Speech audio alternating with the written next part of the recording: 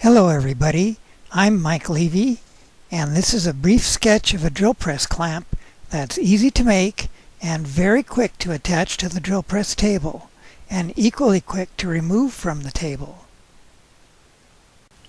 I made mine mostly from stuff I found in my junk drawer, but in any case, there are not a lot of materials required.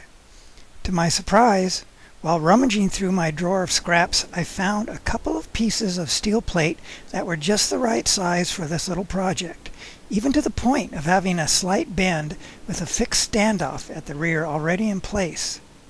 What their original purpose was, I don't know. The large slot in the plate was not something I needed, but it has no significant impact on the function. Having a small bend in the clamp allows for a greater range of height that the clamp can accommodate.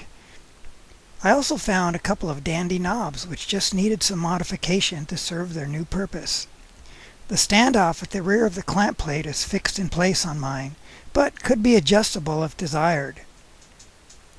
Here are the pertinent dimensions of the clamp as I made it. The clamp plate could also be made of aluminum, in which case it should be somewhat thicker than shown here.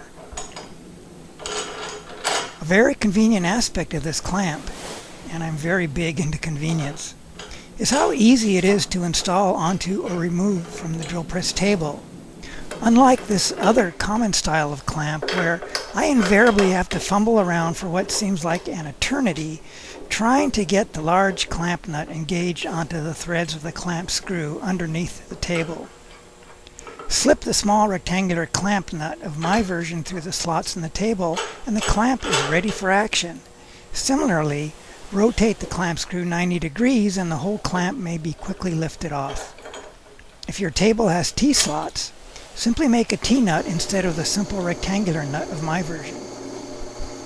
I drilled a clearance hole through the clamp plate about 3/5 of the way from the business end and elongated it slightly with a file so that the plate is able to wobble a bit in the vertical plane to adjust for clamping items of different thicknesses.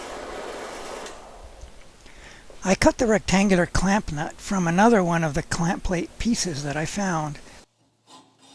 With the threaded extension on the knob cutoffs, the knob was then drilled and tapped for the 5/16 clamp screw. Using a file to break the edges of the clamp plate and cleaning off the rust, the clamp was done and works great. Actually, I made a pair of them. Anyway, that's about it for now. Until next time, I'm Mike Levy.